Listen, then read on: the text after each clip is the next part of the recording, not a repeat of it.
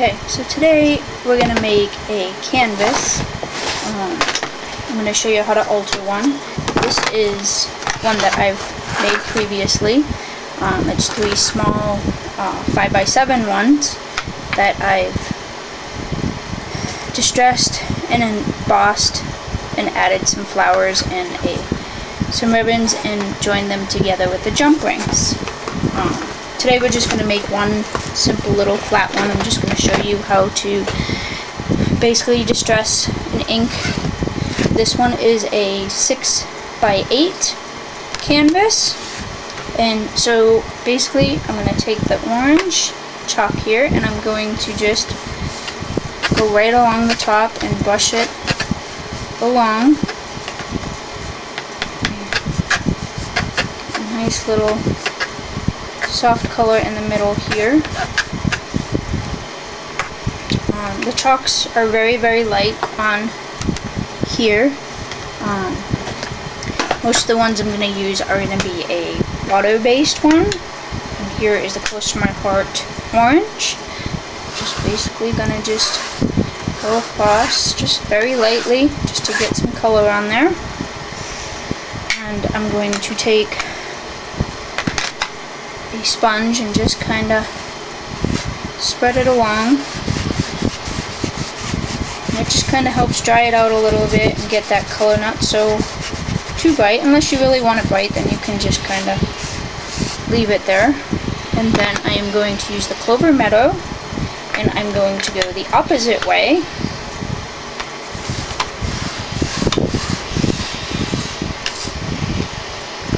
And then again, take the sponge and just kind of go at a diagonal here and just pull and push the ink around. Gives it a soft, muted look.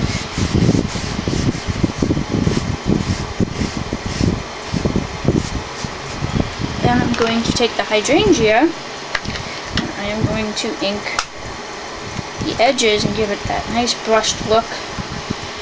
Just kind of go along like that.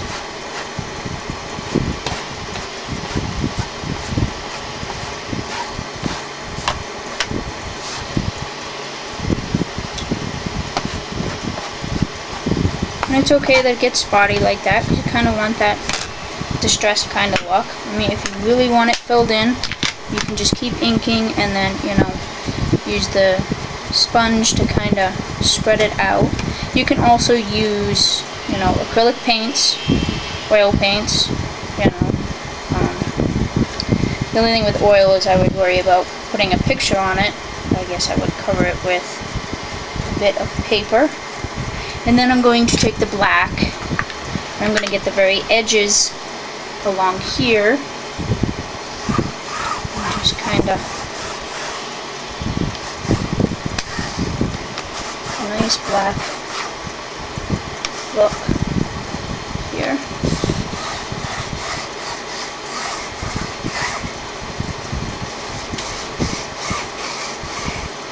And just kind of right along the edge. You can get a little clear thing here, just a very thin edge along the top,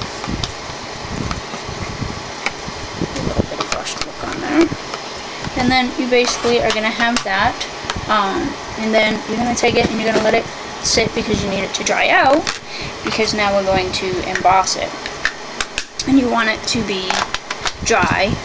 You can take your heat gun and help dry along the process. The stamps I'm using today, I'm going to use 2 stamps from the Creepy Cobwebs from Close to My Heart set. I'm going to put this one in the corner and do the edges with this one. And then I also have a swirly stamp that, I'm not sure who makes it, I've had it for a really long time. So we're going to start with the corner of the cobweb, and this one doesn't quite fit on the block. I don't have a block big enough. And then you want your embossing ink. It does come out clear, so it's hard to tell, so you really just kind of want to get it on there. Make sure it's really good and inked. And then basically you just stamp like you normally would a regular, you know, stamp. You just push down, make sure it's on there really, really good. You know, rock it back and forth.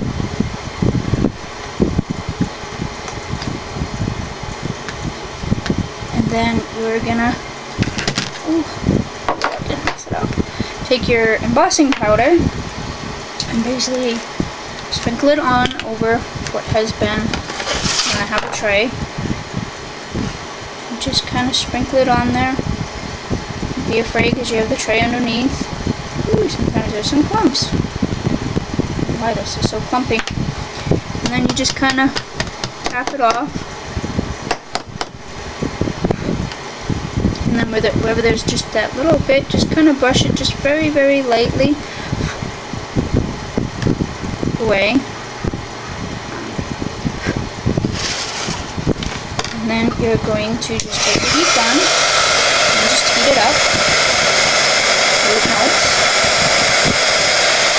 I don't like to keep in one spot for too long because you can burn the canvas. And here we go, you can start to see it melting in here and embossing.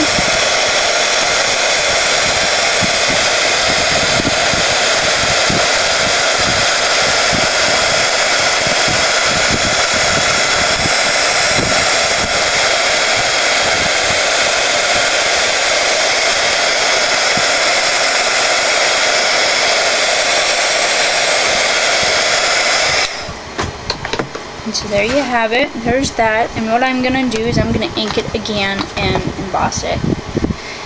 And one more time. What's nice with the clear stamps is you can see exactly where you're going to be stamping. And you can just kind of line it right back up. Very, very carefully. And then just stamp right again, right over what you just embossed. And basically doing this twice just gives it a much better embossed look. You don't always have to.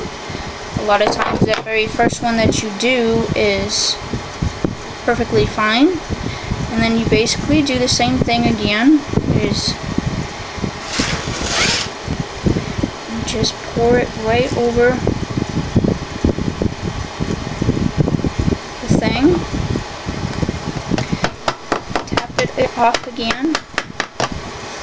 Now I'm not too worried about the words that were on there. I wasn't really trying to get them. On the canvas, those small words are very, very difficult to get to show up compared to paper, just because of the texture of the canvas.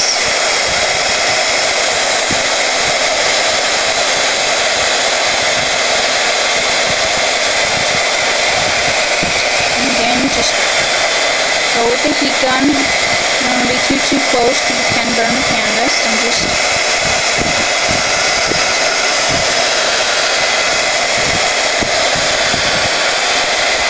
get you a nice look. And sometimes it's nice to leave those little splashes of embossed powder and just kind of melt them on there. It adds just that little bit of sparkle to it, like there.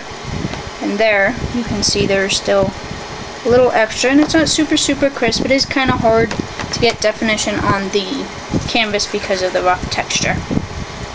And then this is the end of part 1, and I'm going to show you on part 2 how to embellish the rest of the canvas.